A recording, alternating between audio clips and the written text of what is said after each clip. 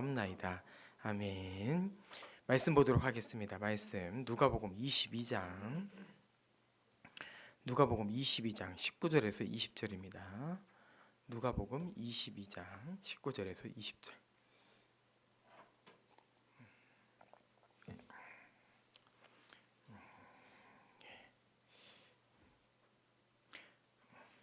두 절이니까 우리 같이 읽도록 하겠습니다. 시작. 또 떡을 가져 감사 기도를 하시고 떼어 그들에게 주시며 이르시되 이것은 너희를 위하여 주는 내 몸이라. 너희가 이를 행하여 나를 기념하라 하시고 저녁 먹은 후에 잔도 그와 같이 하여 이르시되 이 잔은 내 피로 세우는 새 언약이니 곧 너희를 위하여 붓는 것이라. 아멘. 오늘은 교회론 1강입니다. 이제 1강에서 가장 먼저 다룰 내용은 이제 교회가 새 언약 백성이다라는 이것을 가장 먼저 다루고자 합니다. 이 부분은 우리 전에 들었던 이 언약 강의와 내용이 많이 겹칩니다. 근데 이 내용이 많이 겹쳐서 우리에게 어떻게 들릴까라고 생각했을 때 처음에는 반복적인 내용이어서 좀 지루하게 느껴질 수도 있겠다라고 생각을 했는데요. 실제로 오늘 다루는 내용이 워낙 많다 보니까 오히려 우리가 반복해서 듣는 이 내용이 좀 더 빨리 습득될 수 있겠다라는 생각을 하게 됐던 것 같아요. 그래서 오늘 내용이 많아서 조금 빠르게 진행될 수 있지만 이미 들었던 내용이기 때문에 다시 한번 복습한다는 생각으로 또 요약본을 보면서 잘 이해하고 그 가운데서 교회가 무엇인지를 이해하는 시간을 갖도록 하겠습니다. 교회에 대한 이야기를 나누기 위해서는 교회가 하나님 나라 백성이기 때문에 먼저 아담의 이야기부터 우리가 시작해야겠죠. 이것을 우리가 이제 언약 강의 때도 이러한 흐름으로 우리가 먼저 진행했던 것 같아요. 이 복음의 기초를 통해서 우리가 살펴보았듯이 하나님은 인간을 하나님의 형상에 따라 창조하셨어요. 하나님은 인간을 하나님의 형상을 따라 창조하심으로 무엇을 하길 원하셨냐면은 우리와 깊은 관계를 맺기를 원하셨습니다. 그리고 그 깊은 관계는 어디에서부터 오냐면은 소통에서부터 올 수 있는 거예요. 소통에서부터. 상대방과 내 자신이 깊은 소통이 이어졌을 때 결국에 서로를 알게 되고 이해하게 되고 더 깊이 사랑할 수 있는 거죠. 그래서 하나님께서 인간을 하나님의 형상, 즉 삼위 하나님의 그 존재에 따라 창조된 피조물답게 인격적인 존재로 또한 서로 소통할 수 있는 존재로 창조하셨습니다. 그리고 하나님은 그 가운데서 우리와 인격적인 관계를 맺으시는 거예요. 우리는 우리 자신보다 우월한 사람이 또는 우리보다 유명한 사람이 또 내가 존경하는 사람이 나와 관계를 맺으려고 할 때 우리는 그것을 굉장히 영광스럽게 생각하고 기쁜 일이라 생각합니다.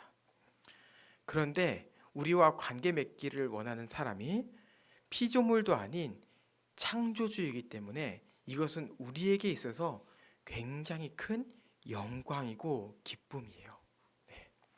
하나님이 우리와 관계를 맺기 원하는 것 자체가 이미 우리는 복을 받은 존재입니다. 그리고 하나님은 우리와 이러한 관계를 맺기 위해 장치를 두셨는데 그것을 바로 우리는 언약이다라고 했죠. 언약. 그냥 책임지면 되지 왜 굳이 언약이 필요했을까라고 했을 때 이 언약을 원어적으로 풀었을 때 묵다라는 의미가 있었고 그것은 또 약정이라는 것으로 해석할 수 있다 이런 이야기도 했었죠. 결국에는 하나님께서 우리를 책임지시길 원하는데 우리를 법적인 관계로 가두셔서 참된 책임, 참된 통치를 우리에게 주시기를 원하셨어요. 그래서 이것을 다른 말로 하면은 하나님과 아담이 언약 관계, 결혼 관계와 같은 관계 가운데 들어갔다 이렇게 이야기할 수 있는 거죠. 법적으로 책임지는 관계. 그래서 남편이 아내를 사랑하고 아내가 남편에게 순종하는 것처럼 하나님도 인류를 사랑하시고 책임지시기를 원하셨습니다.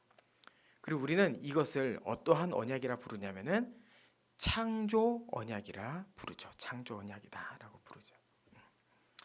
하나님은 이 창조 언약 안에서 이제 선악과를 두시고 내가 나를 주로 인정하고 너는 백성으로서 순종하길 원한다면은 이 선악과를 먹지 말라라고 말씀하셨어요. 하나님의 이 주되심을 거부하고 주가 되고 싶어 선악과를 먹는다면 그것은 뭡니까? 불순종. 선악과를 먹지 않고 나아간다면 순종.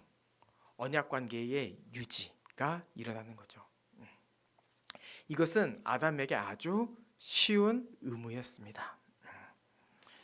하나님께서 이렇게 아담에게 쉬운 의무를 주시면서 그에게 이 피조 세계의 복을 누리게 하는 것, 하나님 나라의 안식을 누리게 하는 것은 하나님께서 우리를 정말 너무나 사랑하시기 때문이에요. 사랑하시기 때문에. 부모가 아이에게 많은 것을 주고 싶듯이 이제 우리가 4월에 이제 햇살이를 보게 될 텐데 아직 이제 뱃속에서 나오지 않았지만 계속 육아 물품을 준비하고 있지 않습니까? 왜 우리가 이렇게 철저하게 준비하려고 하죠? 그것은 부모가 자녀에게 다 주고 싶은 사랑의 마음 때문이고요. 근데 하나님의 마음이 그랬던 거예요. 인간에게 다 주고 싶었어요. 그러니까 다 주고 싶으니까 언약 관계를 맺으시고 이 온전히 창조된 아담에게 너무나 쉬운 의무를 주셨던 거죠. 너 이것만 하면은 진짜 안식 잘 누릴 수 있어. 그래서 하나님이 주신 것은요.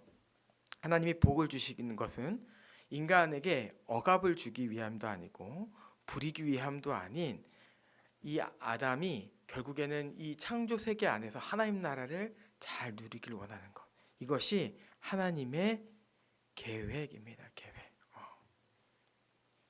그리고 이러한 하나님의 계획은 아담 이후의 역사를 통해서도 좀 우리가 볼 수 있어요. 이미 이 아담이 범죄한 이후부터 다 하나님의 은혜고 하나님의 사랑이긴 합니다. 근데 특별히 오늘 그 부분을 다 다룰 수 없기 때문에 좀 가시적으로 선명하게 나타난 사건부터 여러분하고 좀 이야기를 원해요. 그게 어디입니까? 바로 출애굽 시대인 거예요. 출애굽 시대. 네. 왜 출애굽 시대에 선명하게 나타나냐라고 한다면은 하나님의 통치는 계속해서 있었는데 이 통치를 받는 백성이 어느 때 더 드러나냐라고 했을 때 한 명이었던 이삭도 아닌 또한 야곱의 아들인 12명도 아닌 그 12명의 아들이 애굽에 들어가서 번성하기 시작하였을 때 우리가 이제 이제 좀 국가 같네 라는 생각을 하다 보니 이 출애굽 시대가 중요한 것이죠. 그래서 하나님께서 이 아무것도 없는 이 무에서 세상을 창조하셨던 것처럼 하나님은 아브라함, 이삭, 야곱에 이르러 이스라엘 나라가 되기까지 주권적으로 이끌어 오셨습니다. 주권적으로 이끌어 오셨어요. 그럼 하나님 나라 백성의 역사는요. 자연적으로 또한 그 백성들이 잘했기 때문에 번성하여진 것이 절대로 아닙니다. 절대로 아니에요. 특히 그것을 구약의 역사를 통해 보면은 더 분명히 알 수 있어요. 이 이스라엘, 이 하나님의 나라 백성은요, 다 주권적인 은혜 아래 있어요. 주권적인 은혜 아래. 하나님이 어떠한 자격이 있는 자를 부르시거나 또한 백성이 스스로 번성하는 일은 역사 가운데 절대로 없었습니다. 하나님은 그 은혜 아래서 자격 없는 자들을 백성으로 부르셨어요. 그리고 어떻게 하셨어요? 하나님께서 아담에게 복을 마음껏 베풀어 주셨던 것처럼 이 이스라엘에게도 마음껏 은혜를 베풀어 주셨어요. 이 출애굽 광야 시대는요. 우리가 본문을 봤을 때 많은 부분을 굉장히 우울하게 생각합니다. 그리고 되게 암흑기적인 시기라고 생각해요. 근데 뭐 사사기 정도, 포로기 시대 정도는 그럴 수 있다라고 말할 수 있지만요. 이 출애굽 광야 시대는요. 은혜의 시대였어요. 은혜의 시대. 자기 백성을 먹이시는 하나님의 은혜가요. 이 모세오경 안에 넘쳐납니다. 어떻게 우리는 알 수 있습니까? 바로 광야에서 물을 주시고 또한 만나와 메추라기를 주시고 40년 동안 낮에는 구름 기둥, 밤에는 불 기둥으로 인도하셨으며 그들의 옷과 신발이 헤어짐이 없다라고 하셨어요. 여러분 이게 광야에서 가능한 일입니까? 여러분 이거는요 은혜인 거예요. 은혜. 그리고 작은 은혜가 아닌 이들이 그 에덴 동산에서 나왔음에도 불구하고 이 바깥에서 누릴 수 없었던 하나님 나라의 안식이 그들 가운데 충만히 임했던 겁니다. 이것은 단순히 육체적인 안식만을 이야기하잖아요. 왜냐하면요 그들에게는요 성막이 있었고요. 그들에게는 언약궤가 있었어요. 이 모든 것이 하나님이 그들과 함께 계시다라는 것을 보여주는 증거들이었어요. 그러니까 육체적인 것뿐만 아니라 영적인 이 모든 충만함을 누렸던 것이 바로 이 출애굽 광야 시대예요. 물론 신약 시대와는 비교할 수는 없습니다. 하지만 그들이 누리기에는 전혀 적지 않은 은혜였어요. 적지 않은 은혜. 근데 문제는 뭐예요? 왜 우리가 이 출애굽 광야 시대를 어둡게 봅니까? 그것은 이스라엘 백성들의 불평 때문이에요. 불평. 즉 상황이 문제가 아니라 믿음이 문제인 겁니다. 믿음. 그렇지만 주님은 항상 그 가운데 먹이시고 입히셨죠. 이러한 원리는요. 지금 우리의 삶에도 동일합니다. 우리의 삶은요. 우리 자신이 느끼기에는 출애굽 광야 시대와 같이 뭔가 광야에 있고 어둡고 우울하다 생각할 수 있지만요. 특별히 이 시대 가운데서는 하나님의 은혜가 충만히 부어지는 시대이기 때문에 우리는 지금 광야 시대를 살고 있는 자들이 아닌 은혜의 시대를 살고 있는 자예요. 그러면은 문제는 뭐예요? 바로 우리의 염려와 불평이 문제인 겁니다. 우리가 가져야 될 것은 무엇입니까? 믿음의 문제요. 믿음의 문제. 네.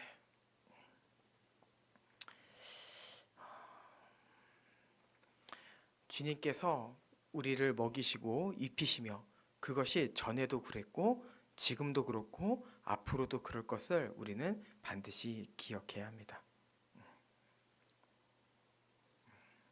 자, 뒤의 내용을 또 보도록 하겠습니다. 하나님은 이스라엘을 통치하시고 하나님 나라를 충만히 누리도록 하셨어요.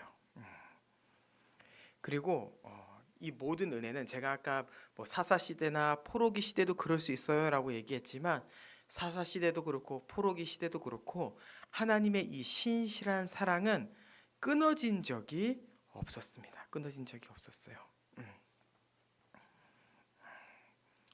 근데 이제 문제는 무엇입니까?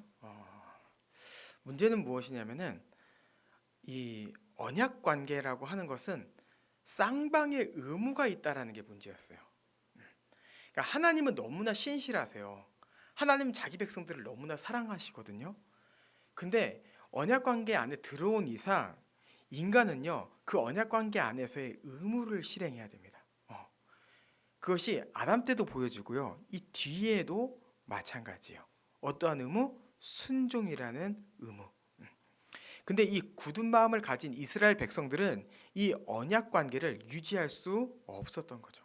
그래서 출애굽 백성도 실패, 사사 시대도 실패, 통일왕국 시대에도 실패해서 분열왕국이 되고 참된 왕이 없어서 이 구약의 역사는 다 실패의 역사로 가득한 것이죠. 그리고 또 어떻게 해요? 한편에서는 계속 일방적으로 은혜가 부어져요. 내가 너에게 율법을 줬잖아. 내 은혜를 기억해. 내가 너희에게 절기를 줬잖아. 제사법을 줬잖아. 내가 너희에게 언약궤를 줬잖아. 기억해. 믿음으로 살아야 된다. 믿음으로 살아야 된다. 하나님께서 자기 백성에게 계속 부어주시고 인도하셨던 것이죠. 그리고 이 가운데서 하나님께서 이 은혜를 계속 기억하게 하셨을 뿐만 아니라 놀라운 회복의 메시지도 함께 주셨습니다. 요즘 우리 교회가 새벽 기도회 때 보고 있는 본문이 스가랴 본문입니다. 스가랴 본문인데요. 그 스가랴 본문에 보면은 사모님 혹시 뒤에 그 온풍기가 약으로 되어 있는지만 좀 확인해 주실래요? 지금 온도가 충분한 것 같아서. 그 스가랴 본문에 보면은 8가지 환상이 나오고 있어요. 지금 5가지 환상까지 좀 살펴보았는데요. 그 스가랴는 환상을 다루다 보니까 문자적으로 해석하기에는 굉장히 어려운 부분이 있습니다. 왜냐하면 막 돌 가운데 막 눈이 7개가 있다고 하고 막 말탄자가 나오고 뭐 감람나무에 수도가 꽂혀 있어서 기름이 흐른다 그러고 이거를 문자로 해석하기에는 어려운 부분이 있는데요. 이걸 상징적으로 해석하면 결국에 스가랴 본문이 말하고자 하는 바가 뭐냐면요. 내가 유다를 회복하겠다라는 메시지예요. 너희가 바벨론 포로기가 끝나서 이제 남유다 땅으로 돌아왔는데 내가 수룹바벨을 통하여서 그리고 여호수아를 통하여서 내가 성전을 다시 세울 것이다 라고 하는 놀라운 회복의 약속을 이스라엘 가운데 하신 것이죠. 그리고 회복의 약속을 하면서 이것을 어떻게 이루실 것인가 라고 하는 것은 에스겔 36장 26절에서 28절에 드러나는 거예요. 이것은 이제 제가 주보에도 넣었는데요. 26절에 보면은 또 새 영을 너희 속에 두고 새 마음을 너희에게 주되라고 되어 있죠. 이것은 제가 언약을 강조하면서 계속해서 강조하였던 아주 대표적인 새 언약 본문이었어요. 이 본문이 왜 중요합니까? 바로 이스라엘 백성들의 이 실패의 원인이 굳은 마음에 있었는데 이 굳은 마음을 해결하기 위해서 너희 속에 새 영을 둔 다음에 그 새 영을 통하여서 새 마음을 준다고 하신 것.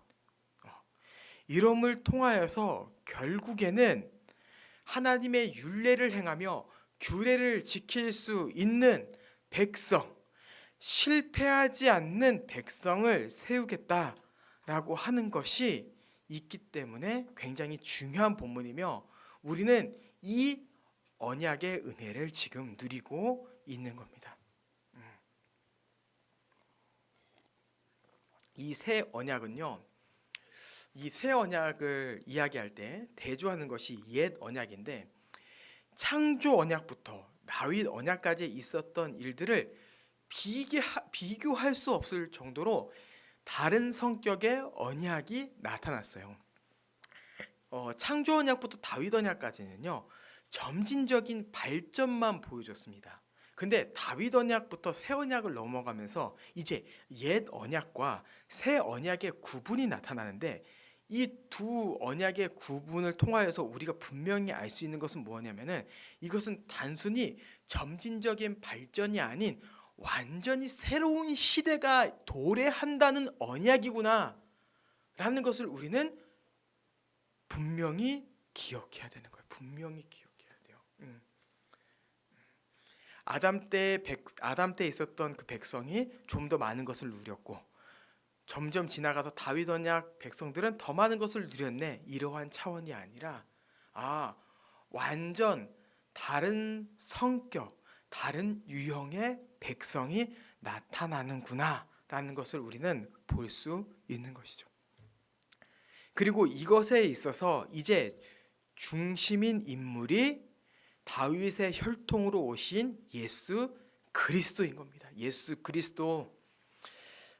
사무엘하 보면은 다윗 언약에 보면은 하나님께서 영원한 왕위를 세우겠다, 영원한 나라를 세우겠다라고 약속하시는데 그 영원한 왕이 영원한 나라를 세울 예수 그리스도가 이제 이 새 언약을 성취하시기 위해 이 땅에 오신 거예요.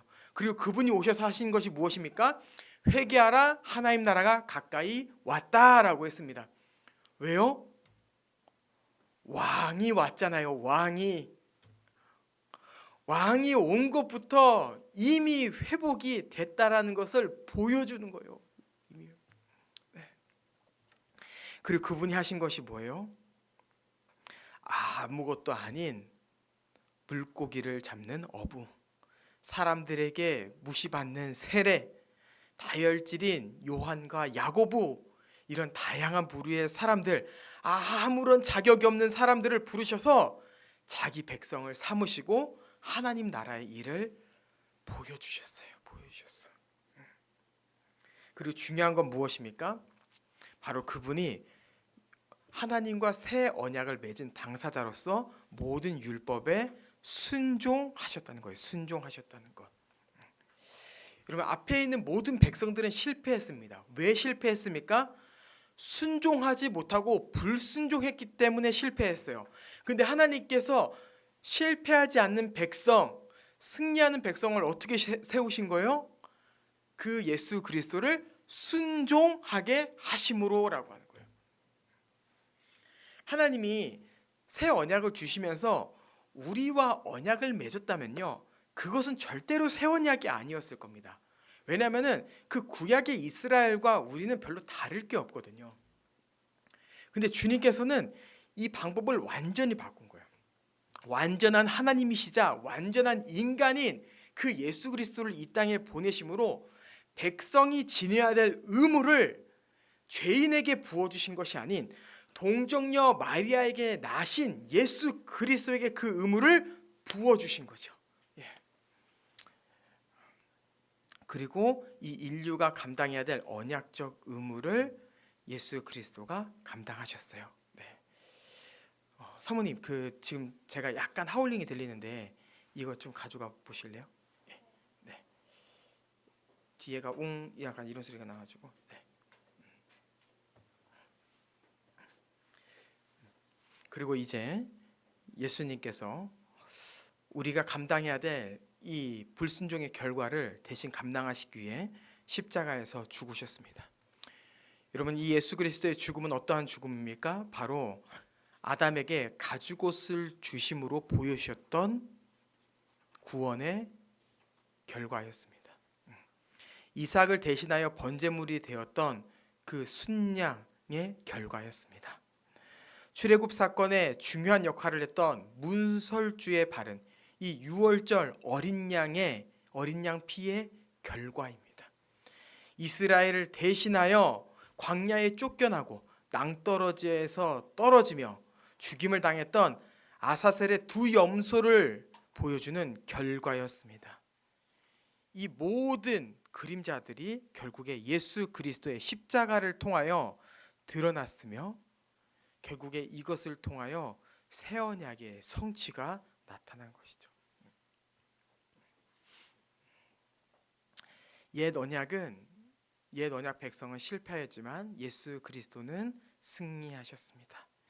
이 땅의 모든 자들은 실패하였지만 예수 그리스도는 순종하셨어요. 하나님은 실패하지 않는 백성을 세우시겠다고 약속하셨는데, 그래서 예수 그리스도를 우리를 대신하여 율법에 순종하게 하시고 또한 그 안에서 십자가의 죽음과 부활을 감당하게 하시며 우리에게 성령을 보내주셨습니다. 아까 우리가 새 언약을 다루면서 어떠한 이야기를 했습니까? 하나님께서 실패하지 않는 백성을 세우기에 새 영을 보내겠다. 그리고 이 일이 어떻게 일어나게 된 거예요? 새 영이 보내지게 되었는데 그 새 영이 믿는 자 가운데서 들어가서 그 성령이 예수 그리스도와 그 믿는 자를 연합시켜서 예수 그리스도의 모든 것이 그 사람의 것이 되게 하는 것. 그래서 결국에 그 새 언약 안에 있는 자가 예수 그리스도뿐만 아니라 그 안에 있는 모든 자가 믿음 안에서 성공하는 백성, 승리하는 백성이 되게 하는 것, 이것이 하나님의 놀라운 구원의 은혜였습니다. 구원의 은혜. 네. 여러분, 우리는 아무것도 한 것이 없습니다. 아무것도 한 것이 없는데요, 예수 그리스도께서 다 하시고 우리를 새 언약 가운데 집어 넣어 주셨어요. 그래서 우리의 아무런 공로가 없는데 우리는 하나님 앞에서 새 언약 백성이 되었어요.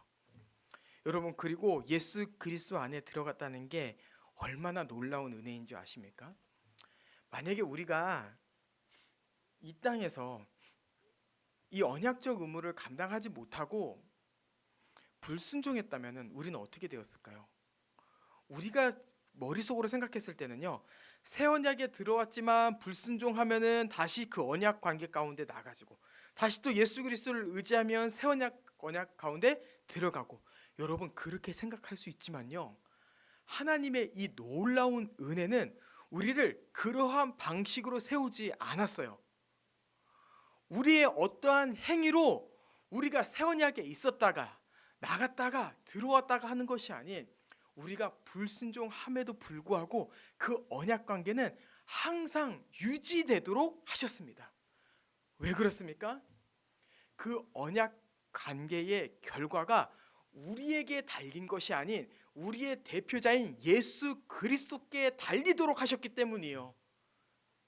그래서 하나님께서 실패하지 않는 백성을 세우겠다라고 하셨을 때 우리가 그 안에 들어간 것이고, 우리가 이 땅에서 계속해서 죄 가운데 연약함에 살아갈 수 있지만 그럼에도 우리는 실패하지 않는 백성입니다라고 말할 수 있는 것은 그 믿음 안에서 성령을 받음으로 그리스도 안에 있기 때문인 거죠.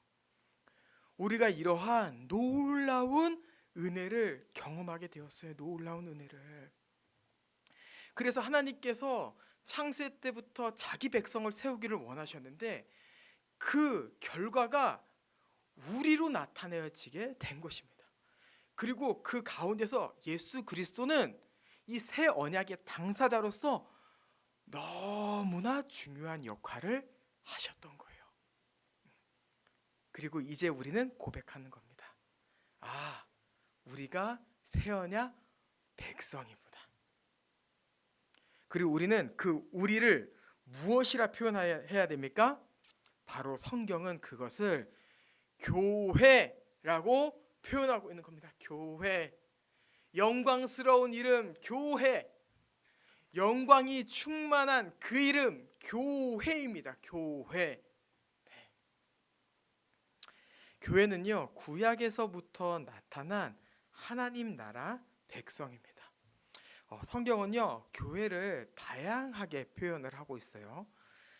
이제 카할이라고 하는 이제 히브리어 단어가 있는데, 이것은 풀어보면은 하나님께 속한 백성들이란 의미입니다. 하나님의 속회, 하나님께서 끌어 모으신 백성들, 이렇게 얘기하고 있는 거예요. 이것은 무엇을 상징하냐면은 교회가 하나님께서 부르시어 언약적 공동체로 선 자들이다라고 하는 단어예요. 성경의 카할은요, 이 언약적 공동체라고 하는 것은 교회를 설명하는 수식어입니다. 교회는요, 언약적 공동체예요.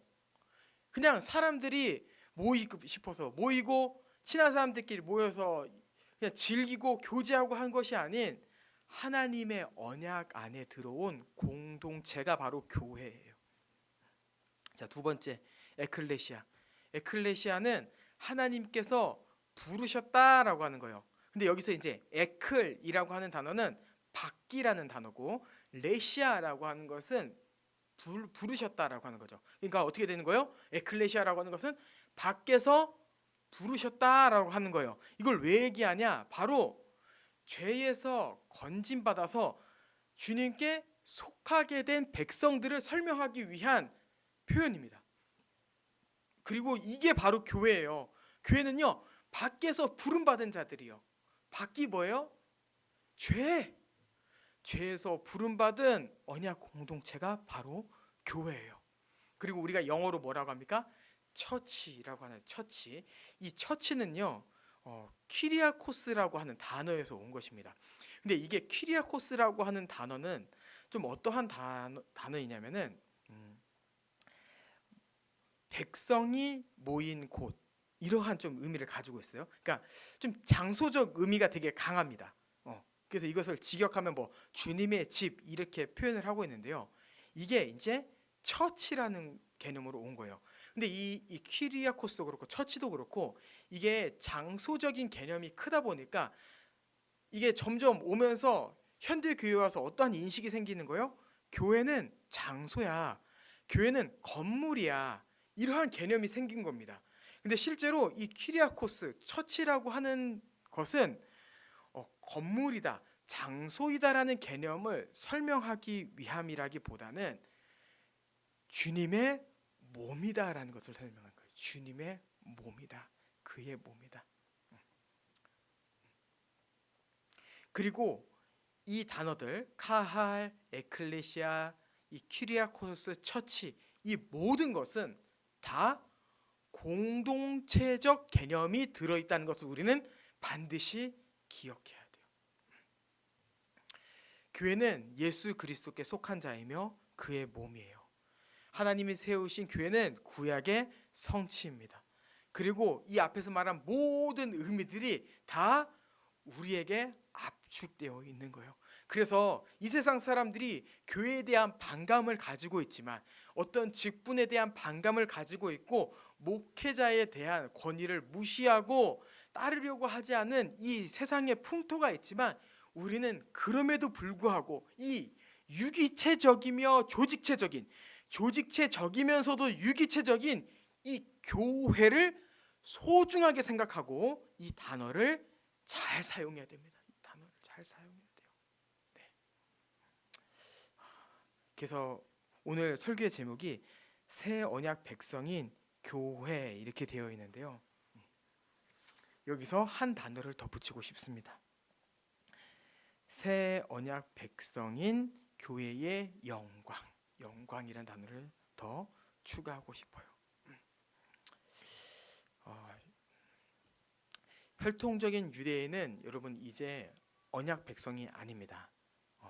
그리고 이방인도 언약 백성이 아니에요. 제가 이제 유대인이 언약 백성이 아니다 이러한 단어를 많이 썼는데, 그러다 보니까 그러면 이방인이 하나님의 백성이라는 얘기인가? 이렇게 들릴 수 있지만, 로마서의 표현을 정확하게 가져오면은 유대인도 언약 백성이 아니고 이방인도 언약 백성이 아닙니다. 그럼 갈라디아서에 보면은 누가 언약 백성이라고 하냐면은 두 사람이 나오는데 아브라함과 그의 자손이라고 말하고 있어요. 근데 그의 자손이 복수로 쓰여져 있지 않고 단수로 쓰여져 있습니다. 그 얘기는 하나님 나라의 백성은 단 두 사람밖에 없는데 바로 아브라함과 그의 자손인 그리스도밖에 없다라고 얘기하는 거예요. 이게 바로 하나님 실제 진짜 하나님 나라 백성의 실체입니다. 근데 갈라디아서 3장 29절에 뭐라고 이야기하고 있냐면은 하나님 나라 백성이 아브라함과 그리스도밖에 없는데 믿음으로 말미암은 자가 그리스도의 소유가 되었기에 이제 그가 아브라함의 자손이며 하나님 나라를 유업을 얻을 자이다라고 얘기하고 있는 거예요. 무슨 얘기예요? 유대인도 하나님 나라 백성이 아니고 이방인도 하나님 나라 백성이 아닌데 교회는 하나님 나라 백성이라는 겁니다. 교회는 믿음으로 말미암아 그의 소유가 된 우리가 바로 하나님 나라 백성이며, 아브라함의 약속에서 나왔던 그 백성이 교회이고, 다윗의 자존신 예수 그리스도를 주와 그리스도로 고백한 우리가 바로 하나님 나라 백성이자 교회이며, 복음을 믿음으로 성령을 받은 우리가 바로 하나님 나라 백성입니다. 우리가 새 언약 백성이에요. 자, 그리고 교회는요, 이 새 언약 백성으로서 이제 하나님 나라 안식을 누리는 겁니다. 하나님 나라 안식. 어떻게 안식을 누립니까? 하나님을 깊이 알아감으로 안식을 누리는 겁니다. 이 교회라는 단어가 여러분 장소라는 개념으로 점점 가져오게 되면서 교회를 오해하게 만들었지만, 이 교회라는 단어를 우리가 가짐으로 인하여서 생각해 볼 수 있는 것은 교회는 말씀을 배움이, 말씀을 가르침이 굉장히 중요하구나라는 것을 우리는 교회를 통해 알 수 있어요. 왜? 그 교가 가르칠 교거든요. 교회는요, 하나님을 깊이 배우고 알아감으로 안식을 경험해요. 그리고 그 배운 말씀 안에서 순종함으로 하나님 나라를 누립니다. 또한 이 땅 가운데서 어려움이 있지만 그리스도 안에서 하나님 나라를 소망하는 자들이에요. 여러분, 해 아래 새 것이 없고 모든 것이 풀과 꽃처럼 사라지겠지만 하나님의 말씀을 통하여서 그리스도를 주로 인정하며 그 안에 안식을 경험하는 것은 영원합니다. 여러분, 영원해요. 구약에서 이스라엘에 누렸던 영광을 이제 교회가 누리게 됐고요. 이제 우리는 새 언약 백성으로서 실패하는 옛 백성이 아닌 그리스도 안에서 순종하는 자가 되었다는 것을 우리는 기억해야 돼요. 주님께서 성령을 베풀어 주심으로 우리에게 주어진 것은 예수 그리스도의 모든 것을 우리의 것이 되게 되셨다고 이야기를 했는데, 이것을 구약의 표현을 보면은, 성경의 표현을 보면 어떻게 되어 있냐면은, 하나님께서 법을 우리에게 주셨는데 구약 백성은 돌판에 새겨서 주셨지만 이제 하나님께서 우리에게 그 법을 마음판에 새겼다라고 말씀하십니다. 이 마음판에 새겼다는 것은 돌과 같은 실체가 없다라고 하는 것이 아닌 그 법이 우리 마음 가운데에 심겨져 우리가 그 안에서 순종할 수 있는 자가 되었다는 것을 이야기하는 거예요. 여러분, 주님께서 여러분에게 어떠한 부담을 주고 싶어 하지 않으세요. 어떠한 말도 안 되는 의무를 여러분에게 주어지고 싶어 하지 않으십니다. 주님은 어떻게 하시는 거예요? 성령을 부어주셨고요. 그 성령 안에서 너희가 할 수 있는 순종을 하라고 하신 거예요. 주님께서 새 언약 백성에게 주신 의무는요, 불가능한 미션을 주신 것이 아니라 하나님께서 성령을 부어주심으로 그리스도의 모든 것을 우리에게 부어주심으로 그 순종할 의무를 감당할 수 있는 상황과 환경과 존재를 허락하셨다는 것을 우리는 반드시 기억해야 됩니다. 그리고 이 은혜 아래서 우리는 계속해서 정체성을 기억하고 순종하는 우리가 되기를 원해요. 네. 예. 제가 이번 주 있었던 일을 이야기하며 좀 설교를 마무리하려고 합니다.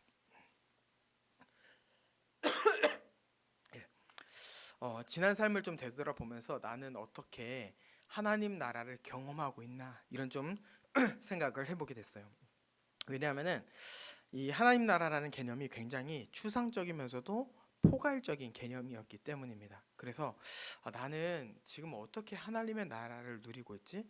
나는 어떻게 하나님의 나라를 누렸었나?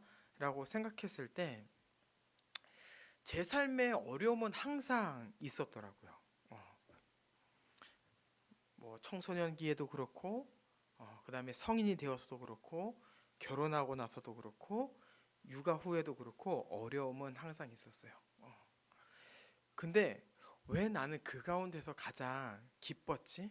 왜 나는 그 가운데서 여기까지 올 수 있었지? 라고 했을 때 그냥 한 단어가 딱 떠올랐어요. 그게 뭐였냐면요, 그리스도였습니다. 그리스도. 그리스도가 있었기 때문에 내 삶이 하나님 나라였구나 라는 것을 깨닫게 되었습니다. 여러분, 우리가 왜 안식을 누리고 있다고 말합니까? 우리는 왜 새 언약의 복을 충만히 누리고 있다라고 말합니까? 그리스도께서 우리의 주님이세요. 그 주님이 우리의 모든 것이 되어주셨습니다. 우리는 그 안에서 안식을 충만히 경험하며 이것으로 인하여서 우리의 기쁨이 이미 시작된 거예요. 시작된 거. 그것으로 우리가 영광의 이름 교회라는 이것을 얻었다는 것에 대해 우리가 더 깊이 마음에 새기고, 계속해서 우리가 어려움이 있겠지만 우리가 우리의 마음을 굽히지 않고 우리의 마음을 떨어뜨리지 않고 이 그리스도로 굳게 잡는 우리가 되길 원해요. 굳게 잡는 일은 여러분이 영광의 교회입니다. 여러분이 영광의 교회. 그리고 이 교회의 머리가 예수 그리스도입니다. 그 그리스도로 충만한 우리가 되기를 원합니다. 우리 함께 찬양하도록 하겠습니다.